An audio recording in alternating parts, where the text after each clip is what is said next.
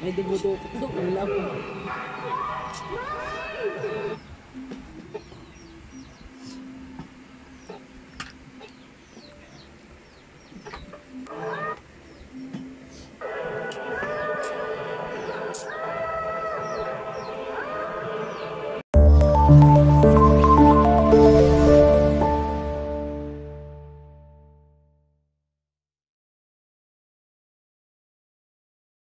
Dahil alas 12 na mga idol, ito pauwi na ako sa bahay para kumain ng tanghalian.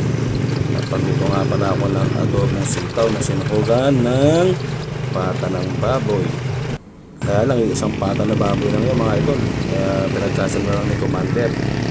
Ito na at binabaybay ko na po yung sa amin. Malapit na po tayo sa bahay. At igagarahe ko na po rin sa tabi itong aking motor sa kalsada.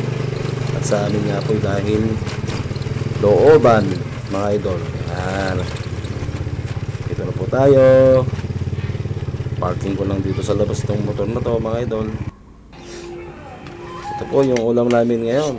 Adobong sitaw na may pata ng baboy. Yan. Tara let's kain na to mga idol. At ito naman po yung alaga namin baby. Paborito niya po kasi yung sitaw. Napapakyut pa yung kalbo. Yuhu! Yan po yung paborito niyang gulay, sitaw. Ayan, no? Papogi pa si po kalbo. Dahil nga po nasarapan ako sa luto niyong asawa ko. Nag-additional pa ako ng rice, mga idol.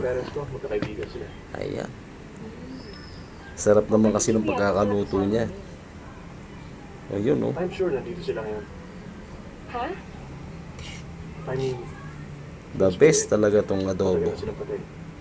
Basta adobo, kahit anong adobo, okay. I'm sorry. Adobong sitaw, pwede din sa baboy. At pagkatapos nga pong kumain mga ito, kailangan ko nang bumalik sa aking trabaho mga idol. Ito, palabas na po ako sa aming bahay, sa amin sa looban. At ito nga po pala yung nakaparado yung sasakyan ko. Ayun. Hindi po yung kotse ha. Yung pong tricycle na blue. Hindi mo na po ako sa may kabila. Baka ako may dumaan. At i-atras ko na po itong aking tricycle. Ayan.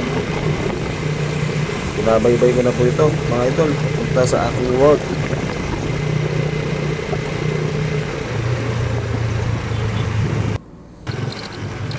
Mga idol, oops, dito na po tayo mga idol sa aking trabaho.